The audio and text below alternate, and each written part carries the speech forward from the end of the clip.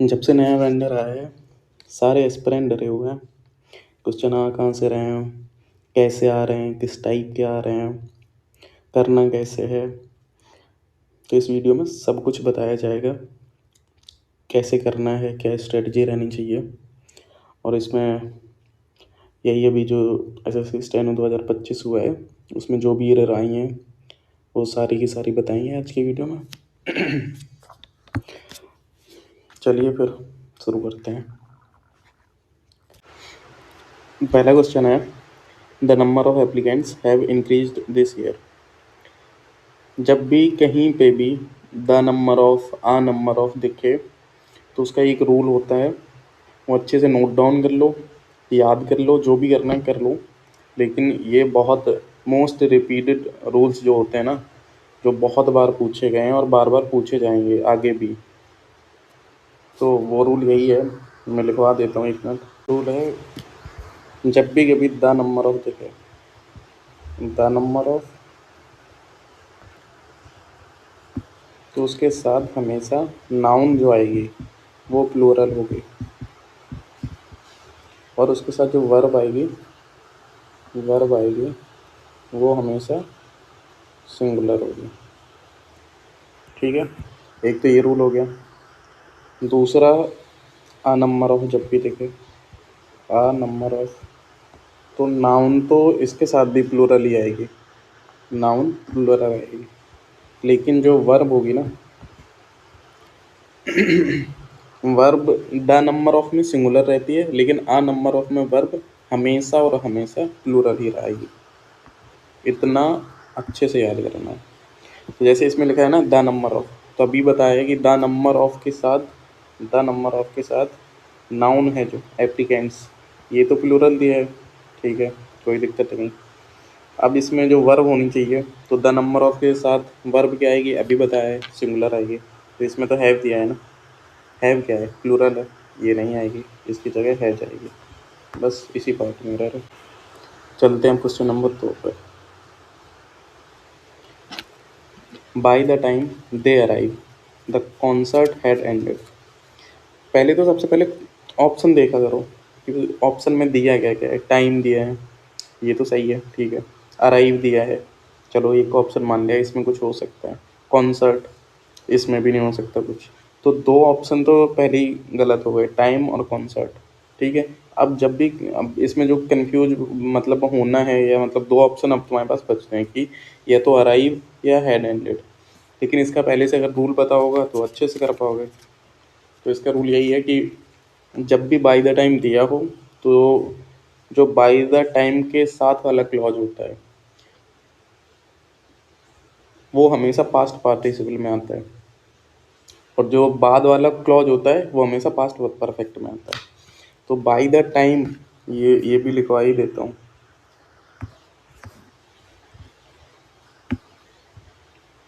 By the time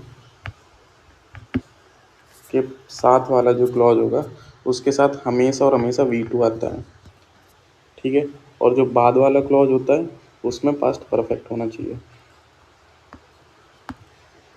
ठीक है, clear. तो इसमें बाय द टाइम, अब इसमें दो दो चीज़ें बताएंगे। बाय द टाइम के साथ वाला क्या होना चाहिए, V2 है, नहीं है। तो पहली बात तो यही अराइव्ड हो जाएगा, यहीं से हो गया है। और लेकिन ये भी हमेशा ध्यान रखना है कि ये जो सेकंड क्लॉज है ये पास्ट परफेक्ट में होना चाहिए, जो कि है। यहाँ से option B is the right answer. Okay,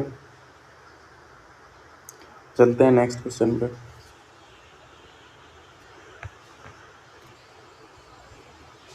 C insisted to accompany me. छोटी छोटी सी एरर पूछी है, कुछ ज़्यादा खास तो पूछा नहीं है।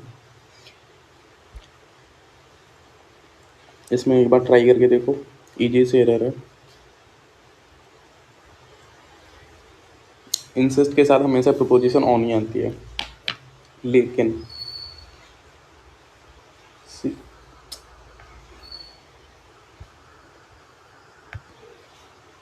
इंसिस्ट के साथ हमेशा प्रीपोजिशन ऑन आती है, पहली चीज़।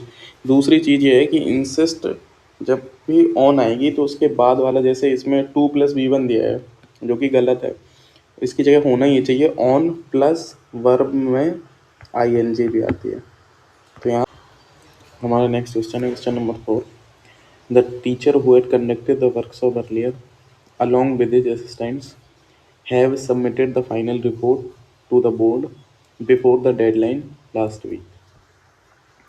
अब यहाँ पे नोटिस करने वाली बात एक है कि यहाँ पे सब्जेक्ट क्या है। सब्जेक्ट है द टीचर। जब भी, और दूसरी नोटिस करने वाली चीज़ क्या है, अलोंग विद दिया है। सब्जेक्ट हो गया टीचर, ठीक है। इससे अभी हमें कोई मतलब है ही नहीं इस पार्ट से, तो इतना समझ लो ये पार्ट है ही नहीं अपने सेंटेंस में थोड़ी देर के लिए। तो सब्जेक्ट हो गया the teacher along with his assistants, ये सब्जेक्ट है। तो जब भी सब्जेक्ट के साथ along with, together with, as well as दिया जाए तो वर्ब हमेशा सिंगुलर आती है, इतना दिमाग में रखना है। यही एक रूल, ये वाला रूल बहुत ज़्यादा बार पूछा गया है और आगे भी बहुत ज़्यादा चांसेस हैं पूछे जाने के। मैं ये लिखवा देता हूँ कि जब भी सब्जेक्ट के साथ अलोंग विद,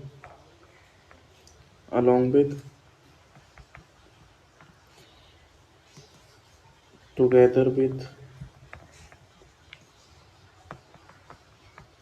और एज वेल एज ये दिया जाए तो वर्ब जो आती है वो हमेशा सिंगुलर आएगी, ठीक है। इसमें वर्ब क्या दिया है, सब्जेक्ट है द टीचर, इसके अकॉर्डिंग वर्ब क्या होगी, सिंगुलर वर्ब होगी हैज, न कि हैव। तो option number B is the right answer. चलते हैं अपने नेक्स्ट क्वेश्चन पे। क्वेश्चन नंबर 5, ये पहले पढ़ो एक बार। ये वाला रूल तो सबको आता ही होगा, नहीं आता है तो मैं बताता तो हूँ यहीं पर।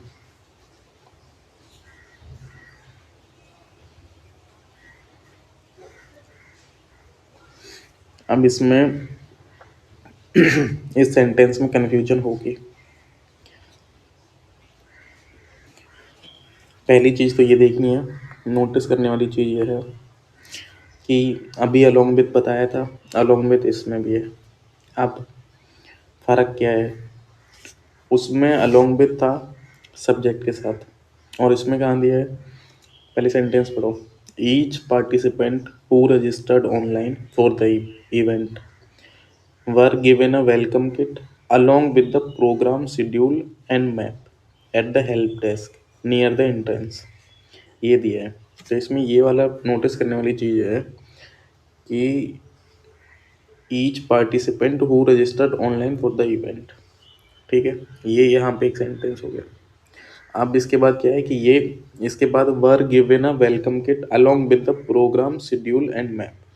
उन सबको क्या दिया गया, एक एक वेलकम किट दी गई और अलॉन्ग विद, और साथ में क्या दिया गया, प्रोग्राम शेड्यूल, ठीक, और मैप, तीन चीज़ें दी गई। जब भी अलॉन्ग विद ऑब्जेक्ट वाले पार्ट में आए, ना कि सब्जेक्ट के वाले में, तो उसको जो अभी उसके पहले रूल बताया था उसकी तरह ट्रीट नहीं करेंगे। अब इसमें सब्जेक्ट क्या है, ईच पार्टिसिपेंट। अब इसमें वर्ब किसके अकॉर्डिंग है, ईच पार्टिसिपेंट, ना कि अलॉन्ग विद वाला रूल लगेगा, ठीक है। तो ईच, एक रूल और लिखा देता हूँ, हमेशा ईच या एवरी ये कभी भी दिए हो तो इनके साथ हमेशा वर्ब सिंगुलर ही आती है, दैट्स इट, ठीक है। अब ईच पार्टिसिपेंट दिया है ना, तो यहाँ पे ईच पार्टिसिपेंट सब्जेक्ट है तो इसके अकॉर्डिंग वर्ब ये क्या आएगी, वो आ जाएगी, ना कि वर्ब। तो option number B is the right answer, ठीक है। चलते हैं नेक्स्ट क्वेश्चन पे। क्वेश्चन नंबर 6, ये मोस्ट रिपीटेड क्वेश्चन है जो TCS ने भी बहुत बार पूछा है और अब एडीक्यूटी भी वही रिपीट कर रही है। एक बार पढ़ो इसको।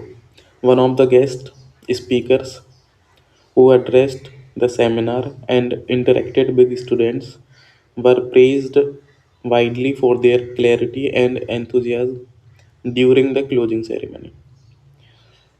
इसका एक रूल होता है, वो पहले समझ लो, उसके बाद सेंटेंस पे आते हैं। रूल क्या है? रूल यही है कि वन ऑफ द, जब भी कहीं भी जहाँ भी दिखे, इसको तो बिल्कुल ऐसा रट लो कि ये कभी भूले ही ना। वन ऑफ द, तो जैसे one of the students, one of the leaders, one of the friends, कुछ भी आएगा, आएगा हमेशा कैसे? प्लूरल में। जो वन ऑफ द के साथ नाउन आएगी वो हमेशा, जो नाउन आएगी वो हमेशा प्लूरल में होगी, लेकिन इसके साथ जो वर्ब आएगी वो किस में आएगी? सिंगुलर में। ठीक, अब इसको समझते कैसे हैं?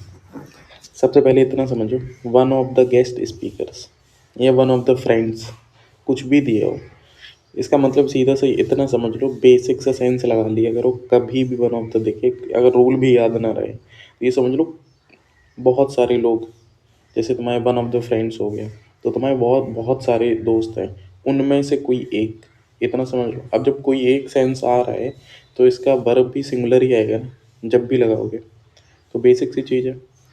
पहले तो रूल याद रखना ही है, नहीं में रहता है तो ये वाला सेंस हमेशा लगा लो कि बहुत सारे दोस्त या बहुत सारी कुछ कोई भी है, उनमें से एक, one of the guest speakers. अब इसमें यही कह रहे ना कि बहुत सारे स्पीकर्स थे जिन्होंने एड्रेस किया सेमिनार को, वो address the seminar. One of मतलब बहुत सारे थे, लेकिन जो उनमें से एक था ना, एंड इंटरेक्टेड विद स्टूडेंट्स, तो उसने इंटरेक्ट भी किया। Were praised widely for their clarity and enthusiasm. अब यहाँ से एक चीज़ समझो कि वन ऑफ द जब बताया है कि स्पीकर्स दिया है, ठीक है, स्पीकर्स तो प्लूरल नाउन हो गया। अब रूल में क्या बताया कि वन ऑफ द के साथ हमेशा नाउन प्लूरल आएगी, लेकिन वर्ब, वर्ब क्या है? वर है ना, यहाँ पे जो वर दिया है ये क्या आएगी? सिंगुलर। अब सिंगुलर तो दी नहीं है, तो सिंगुलर क्या होती है इसकी? वॉज। ठीक है, ऑप्शन बी। ये बहुत ज़्यादा रिपीटेड क्वेश्चन है, बहुत बार आएगा, इसको याद रख लो। चलते अपने नेक्स्ट क्वेश्चन पे।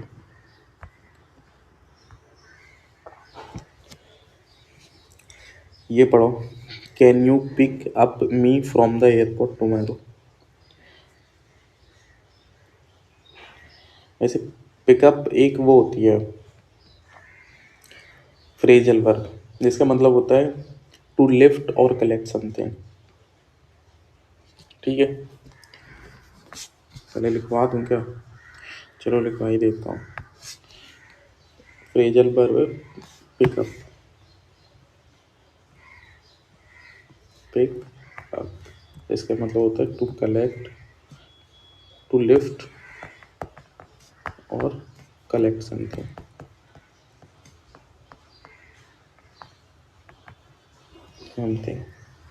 याद कर लेना, वैसे कठिन तो होता है फ्रेजल वर्ब से याद करना, लेकिन जितनी मैक्सिमम हो जाए याद उतनी करते चलो।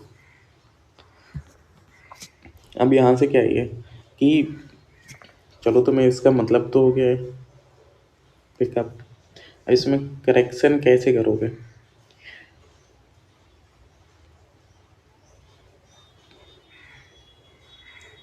हमेशा एक चीज़ याद रखो कि कभी भी फ्रेजल वर्ब के साथ अगर प्रोनाउन ऑब्जेक्ट आता है, प्रोनाउन ऑब्जेक्ट क्या होते हैं पहले तो ये समझ लो।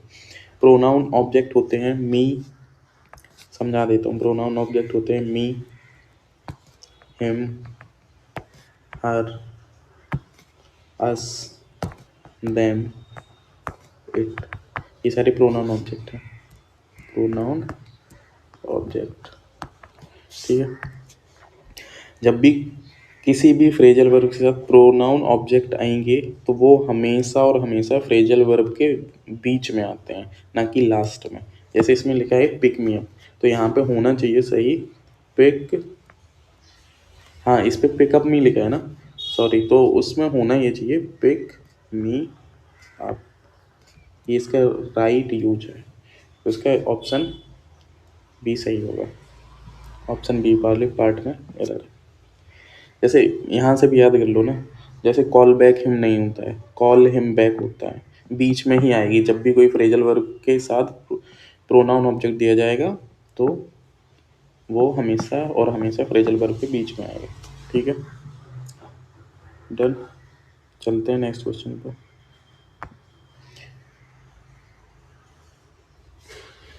नेक्स्ट क्वेश्चन क्या है? The behaviour of these students leave much to be desired.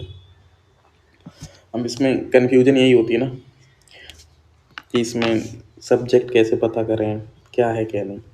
तो बेसिक सा सेंस लगाया करो हमेशा।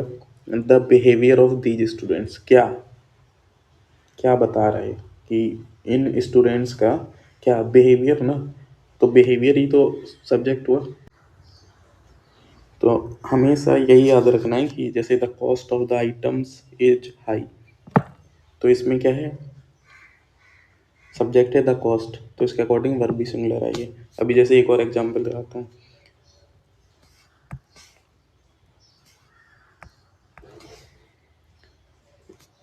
अभी जैसे एक और एग्जांपल दिखाता हूँ।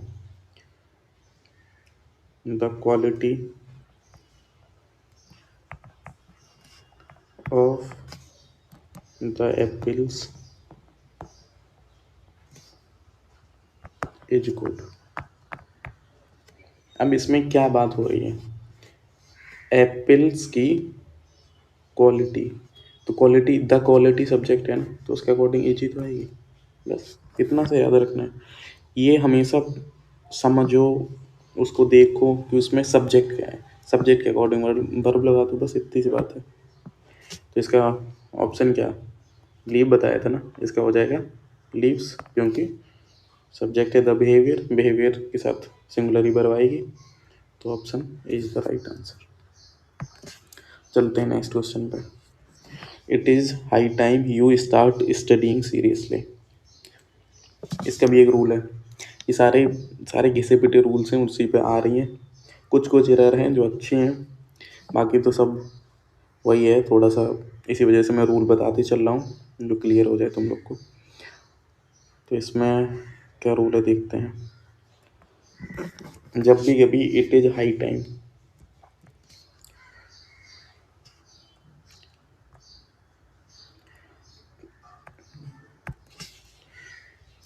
इट इज़ हाई टाइम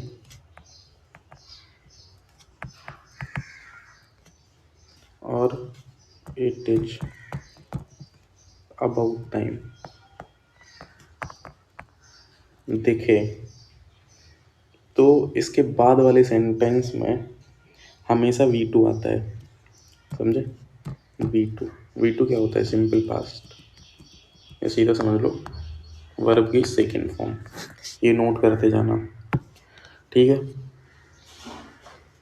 अब इट इज हाई टाइम, तो it is high time you subject हो गया, स्टार्ट यहाँ पे जो आना है ना, यहाँ पे आती है हमेशा और हमेशा V2, तो V2 क्या हो गई, स्टार्ट की, स्टार्टेड।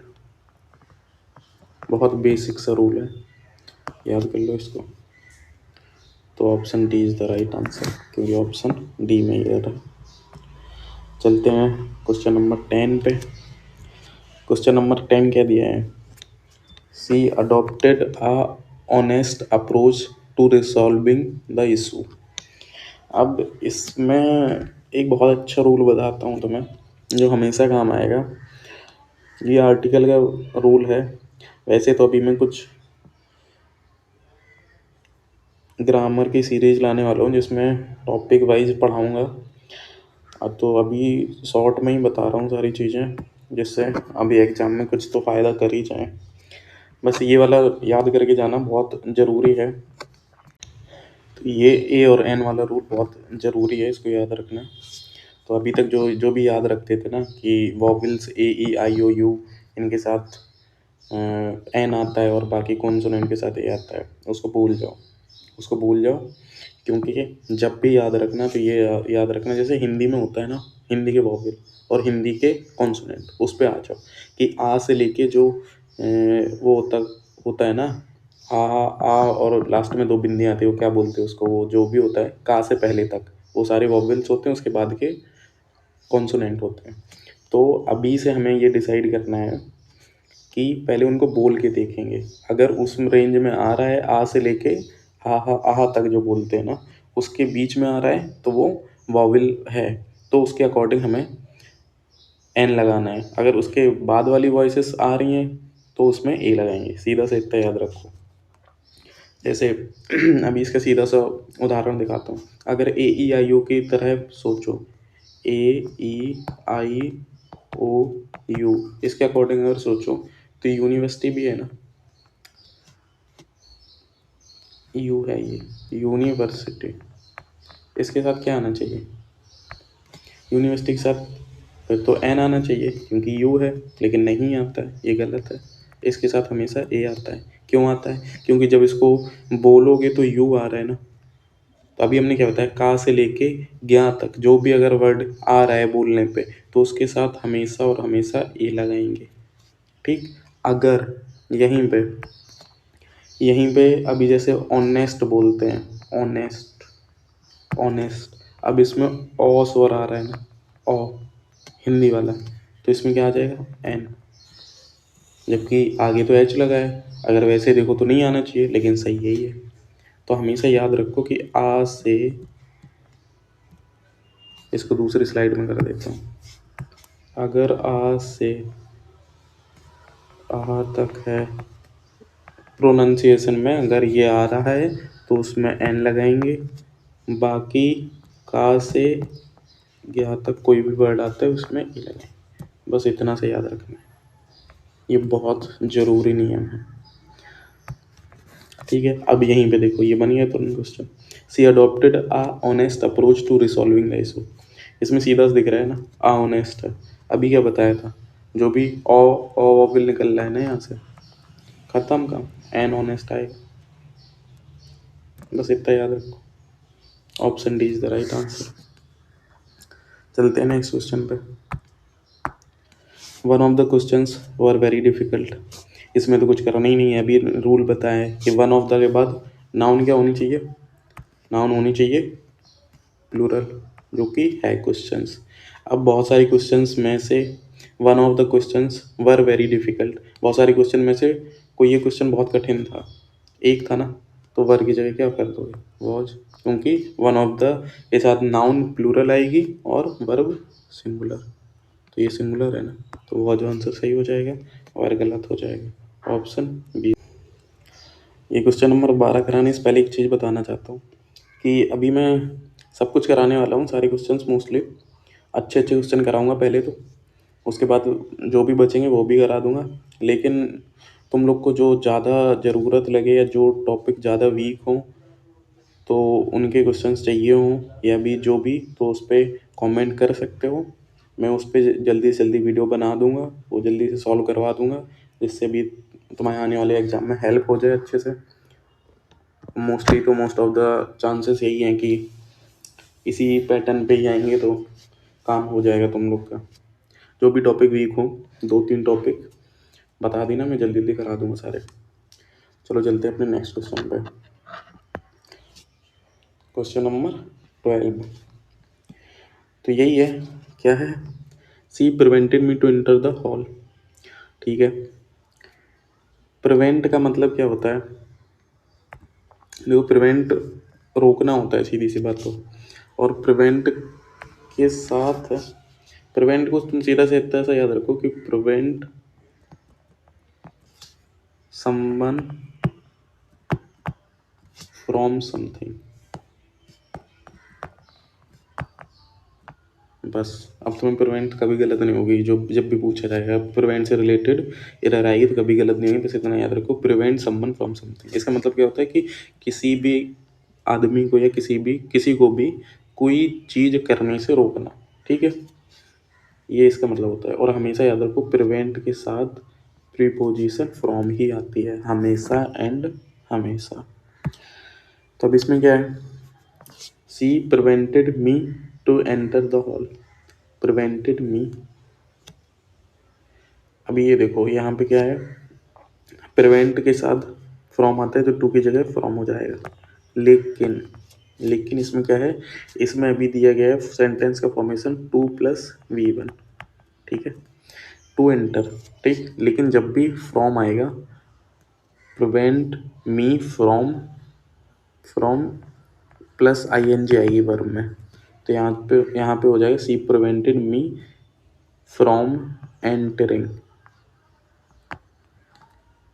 ठीक है, ये हो जाएगा she prevented me from entering the hall. तो ऑप्शन कौन सा सही हो जाएगा? ए। ठीक है, चलते हैं अपने नेक्स्ट क्वेश्चन पे। She is better in mathematics than English.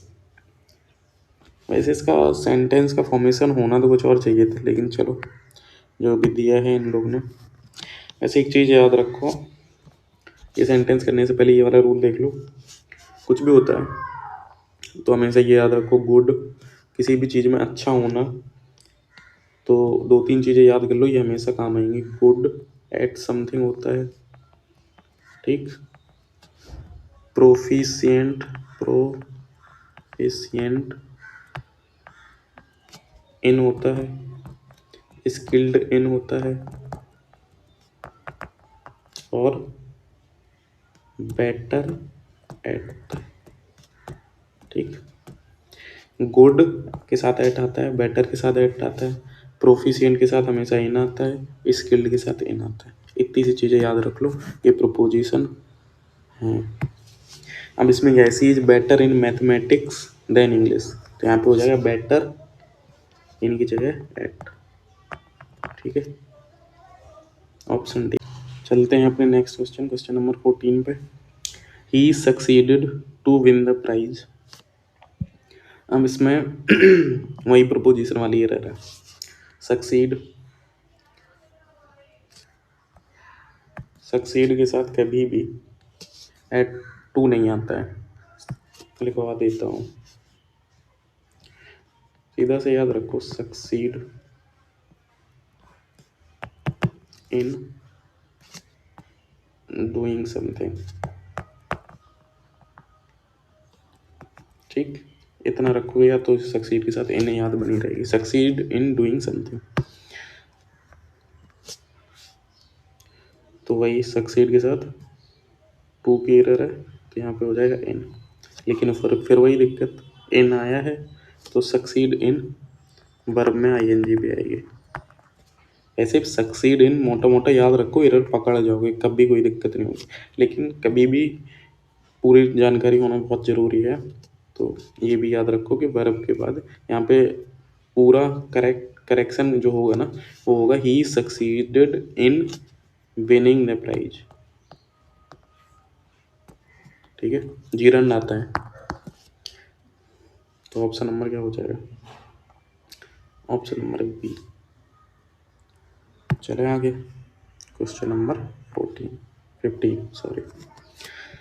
C arrived to the office early this morning. एक चीज़ नोटिस कर रहे हो, मोस्टली जिसकी अगर प्रिपोजिशन अच्छी तैयार करके गया होगा उसको दिक्कत आई नहीं होगी, सारी एरर बनी होंगी। तो पहले तो प्रिपोजिशन तैयार करनी है, अगर नहीं हो पा रही हूँ तो कमेंट कर देना, मैं करवा दूँगा। जो भी मोस्ट इम्पॉर्टेंट होगी अभी जल्दी से जल्दी एक वीडियो में सारी कवर करवा दूँगा। तो she arrive to the office early this morning. अब अराइव का भी समझ लो एक बार, ये सारी चीज़ें इतनी डिटेल में इस वजह से बता रहा हूँ कि मे बी अगर यही सेम चीज़ें फंसती हैं, जहाँ तक बहुत सारे चांसेस हैं भी बहुत ज़्यादा, तो कर ले जाओ वहाँ पे, वरना इतनी डिटेल वीडियो बनाने वाला तो नहीं था मैं। चलो, अराइव का 3 यूज होता है, अराइव के साथ 3 यूज होते हैं प्रोपोजिशन। क्या क्या? अराइव के साथ एक एट यूज होती है, एट होती है छोटे स्मॉल प्लेसेस के लिए। ठीक है, स्मॉल प्लेसेस कैसे होते हैं? लाइक ऑफिस, ठीक है, बिल्डिंग, स्टेशन। ठीक है, एक एट हो गया, एक इन हो गया, अराइव इन, सिटी, कंट्री, ये बड़े प्लेसेस हो गए। ठीक है, एट छोटे प्लेसेस के लिए, एट स्मॉल प्लेसेस, और इन बिग प्लेसेस। अब क्या बचता है? एक और होता है ऑन, अराइव ऑन।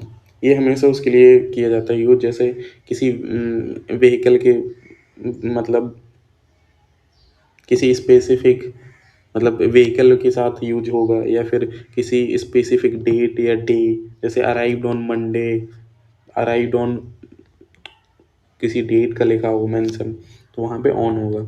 और छोटी प्लेसेस हैं तो एट, बड़ी प्लेसेस हैं तो इन। बस इतना से याद रखना है। अब इसमें क्या लिखा है, she arrive to the office early this morning. बस क्लियर है, क्या हो गया, अराइव टू की जगह क्या हो जाएगा, एट। छोटा छोटा है ना, छोटा वो प्लेस छोटा है तो ऐड कर दो, ऑप्शन नंबर ए। अब इसके बाद वैसे इसको ऑप्शन से भी कर सकते थे, यहाँ पे मॉर्निंग तो सही है, चलो अराइव्ड भी सही है, सेंटेंस का फॉर्मेशन सही है, ठीक है, ऑफिस भी सही है, टू ही बच रहा था, वैसे ही कर देते अगर पता भी ना होता, लेकिन फिर भी पता होना बहुत ज़रूरी है। अब जैसे कुछ रूल देख लो, ये तो हो गया अराइव्ड एट द ऑफिस हो गया, अराइव्ड इन दिल्ली, ठीक है, तो इन वाला भी एक एग्जाम्पल ये हो गया, अराइव्ड ऑन मंडे ये भी हो गया, ठीक है, क्लियर। चलते हैं नेक्स्ट क्वेश्चन पे, और नेक्स्ट क्वेश्चन है बहुत ही जरूरी। अब ये नेक्स्ट क्वेश्चन में देखने वाली बात क्या है,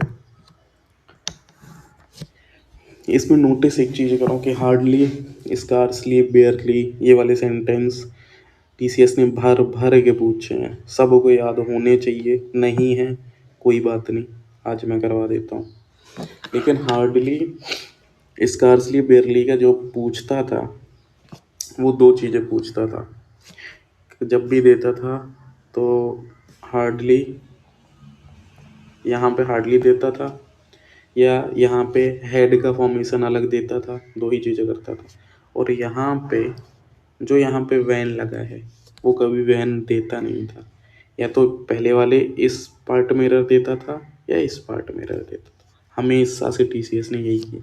लेकिन यहाँ पे क्या है, यहाँ पे हार्डली भी दे दिया, हेड वाला भी फॉर्मेशन सही दे दिया है, हार्डली के बाद तुरंत हेड आता है ये भी फॉर्मेशन सही है, हार्डली के साथ वैन आता है ये भी दे दिया है, ठीक है।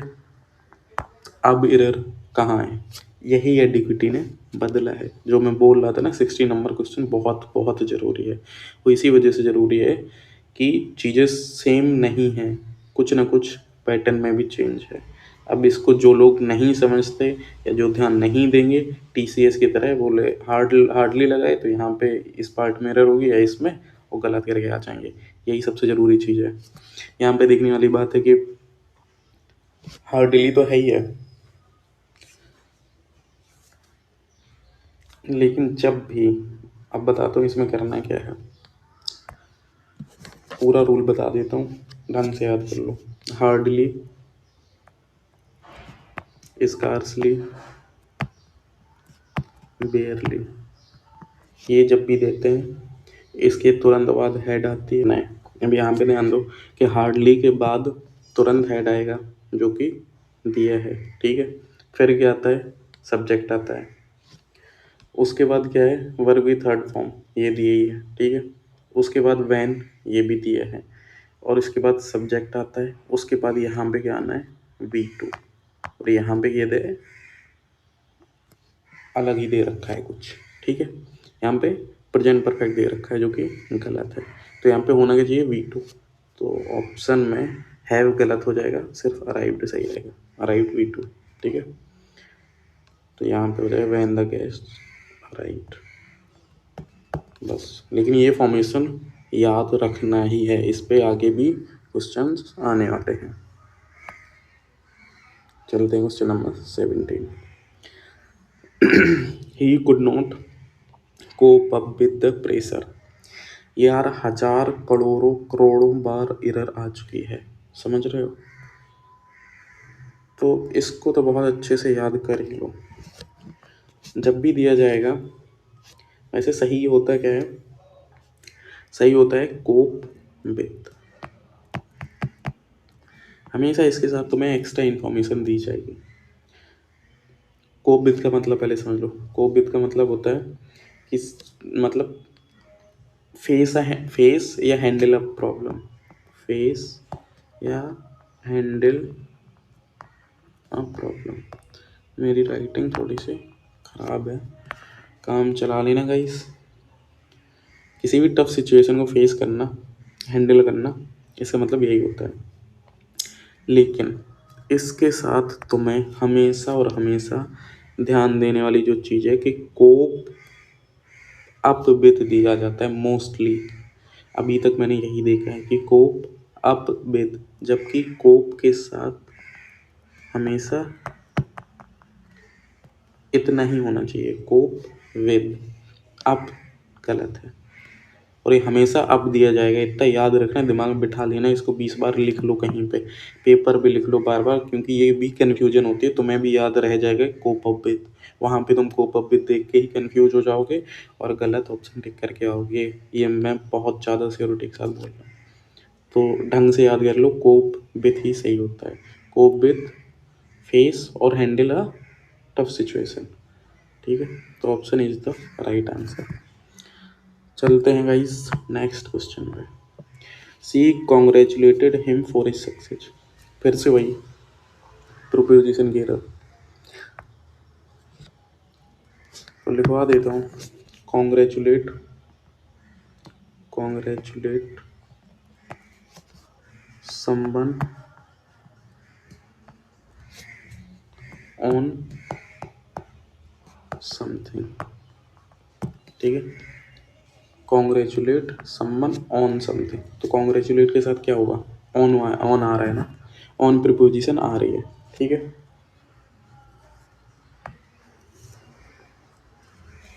तो यहाँ पे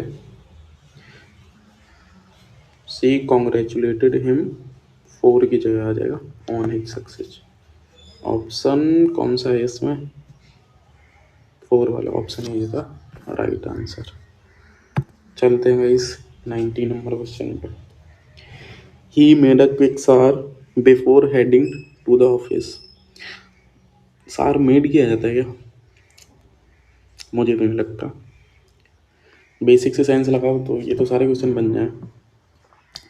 सार कभी भी मेड नहीं किया जाता है, सार हमेशा लिया जाता है, जैसे होता है टेक अ बात। ठीक है, टेक अ सार, बस यहीं छुपा है इसका राज, इस एरर का राज। तो मेड की जगह क्या हो जाएगा, ही टुक अ सार, तो option D is the right answer.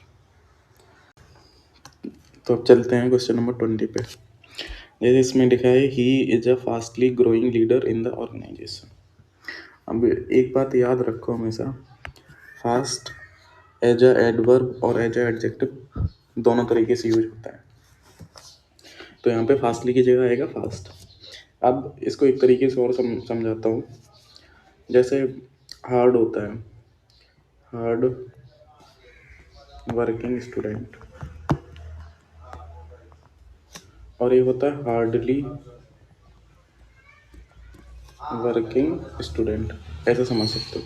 अभी बताओ, कठिन परिश्रम करने वाला छात्र, ठीक है, या हार्डली, अगर इसमें एड वाई लगा देंगे तो ये क्या हो गया, हार्डली वर्किंग स्टूडेंट, जो बहुत मतलब हार्डली मेहनत करता है, समझ रहे हो।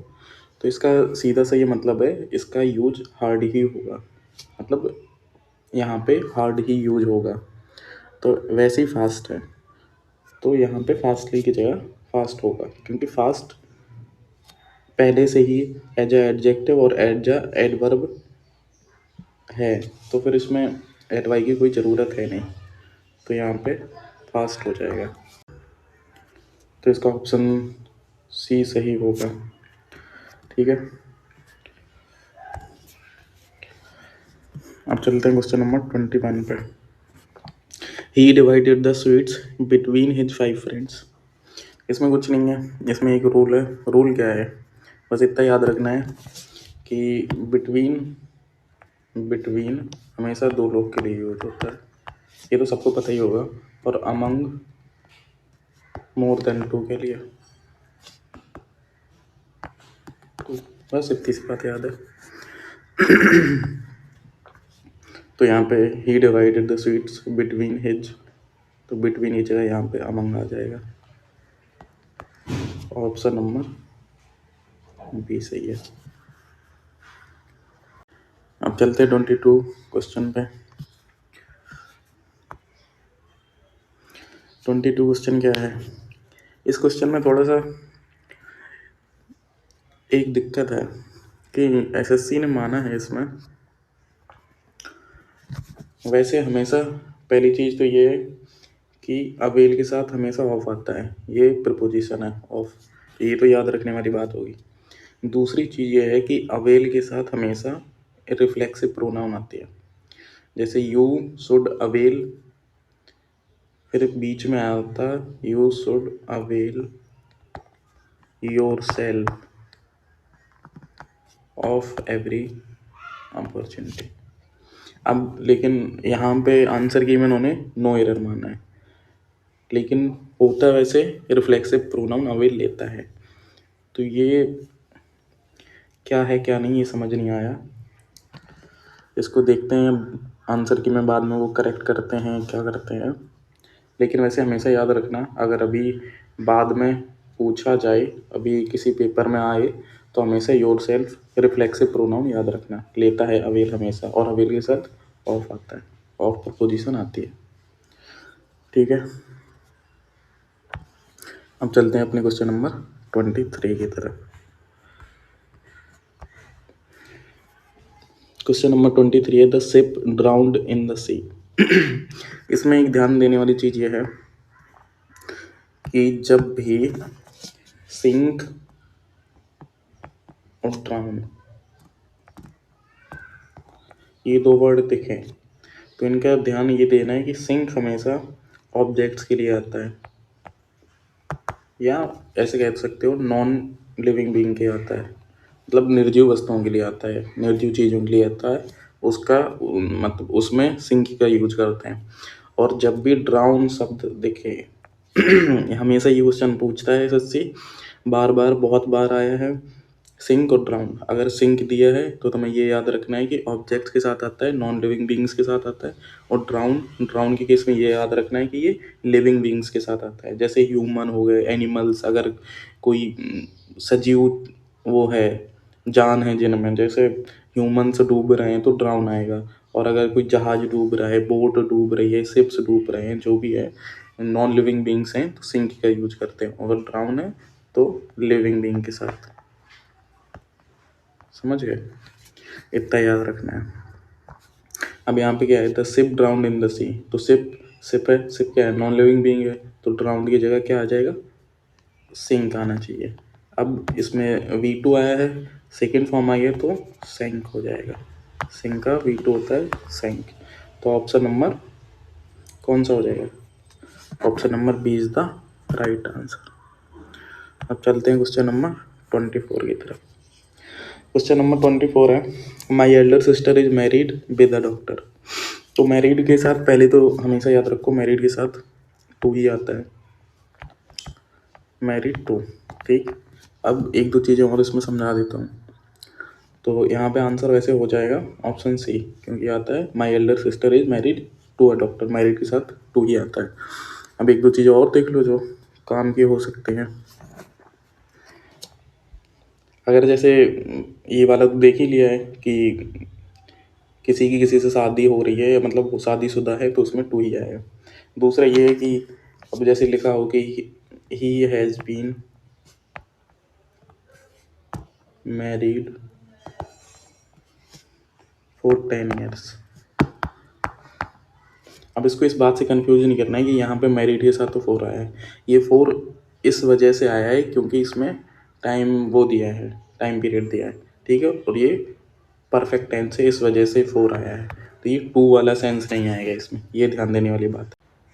और इसमें दूसरी ध्यान देने वाली चीज़ ये है कि अगर इस तरह से सेंटेंस दिया हो, my brother got married eight 25, मतलब उसमें एज की वजह से एट आया है, ना कि यहाँ पे किसी की किसी से शादी की बात हो रही है या कोई शादीशुदा है, ऐसा कुछ सेंस बन रहा है, बिल्कुल नहीं बन रहा है। तो यहाँ पे एट का यूज सही है, समझ रहे हो। वो 2 वाला केस कब आएगा, जब भी ऐसा सेंस आ रहा हो माई एल्डर सिस्टर, मतलब ये तो जस्ट एग्जाम्पल है, लेकिन अगर ऐसा सेंस आ रहा है कि कोई किसी से शादीशुदा है या किसी ने किसी से शादी की है तो उस सेंस में टू ही आएगा। ठीक है, अब चलते क्वेश्चन नंबर 25, लास्ट क्वेश्चन है। तो लास्ट क्वेश्चन है, सी रिजेम्बल्स विद हर मदर। तो यहाँ पे ये देखो कि पहले तो यहीं से सेंस लगा सकते थे। हाँ, इसमें नो एरर जरूर दिया है।